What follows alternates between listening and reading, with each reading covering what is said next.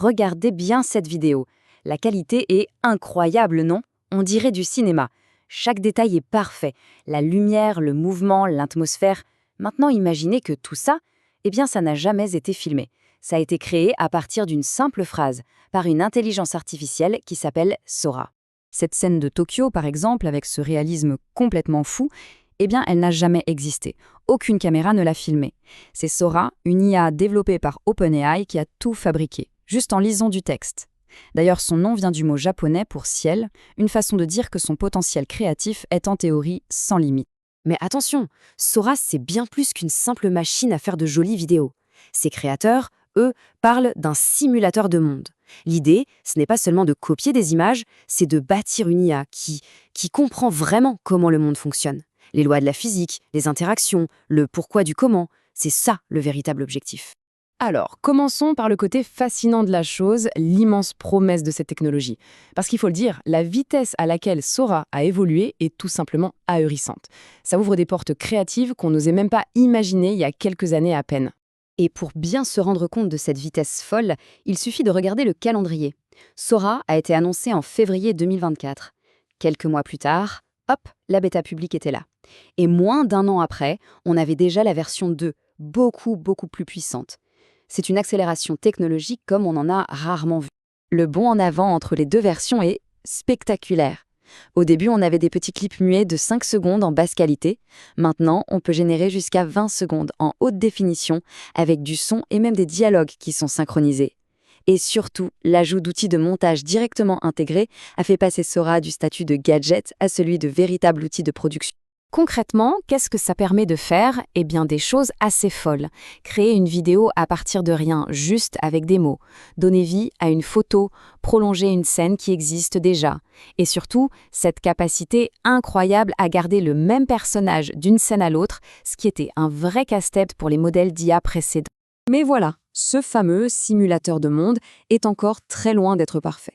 Derrière la vitrine impressionnante, il y a des bugs, des erreurs assez profondes qui nous montrent que l'IA ne pige pas encore vraiment le monde qu'elle essaie de nous montrer. Prenez cet exemple. C'est un des problèmes de base. Le verre grandit tout seul en tombant. C'est bizarre. Et le liquide se renverse avant même que le verre ne touche la table. C'est une rupture totale de la logique de cause à effet, des lois de la physique les plus simples qu'on apprend à l'école. Autre exemple, autre type de faille. Le prompt, la commande, demander 5 loups. La scène commence et puis, pouf, un nouveau loup apparaît comme par magie. Sora a du mal avec ce que les psychologues appellent la permanence de l'objet. Pour le dire simplement, l'IA ne sait pas très bien compter ni se souvenir de ce qui est censé être là. Et pour finir, regardez ça. Une chaise en plastique, c'est rigide. Ça ne se déforme pas comme de la pâte à modeler. Ça montre bien que Sora n'a aucune compréhension réelle des propriétés des matériaux. Pour l'IA, ce n'est pas un objet solide, c'est juste un paquet de pixels qui ressemble à une chaise. La nuance est énorme. En fait, toutes ces erreurs visuelles pointent vers une critique beaucoup plus large, formulée par des chercheurs comme Yann Lequin. Créer des images qui ont l'air réelles, ce n'est pas la même chose que comprendre la réalité. Sora est un imitateur de génie. Il est capable de copier des schémas qu'il a vus dans des millions de vidéos. Mais ce n'est pas un esprit qui réfléchit au monde. Mais ces limites techniques, ce n'est que la partie visible de l'iceberg. La vraie question, celle qui fâche, c'est quel va être l'impact de Sora sur nos sociétés ? Est-ce qu'on est face à une avancée géniale pour la créativité ou au début d'une crise majeure?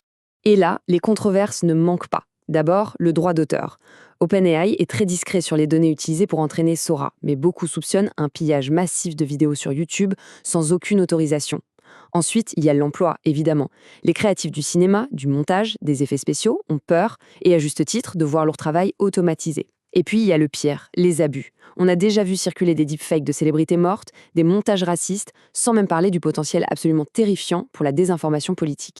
Au final, que retenir de tout ça? Sora est une technologie à double tranchant.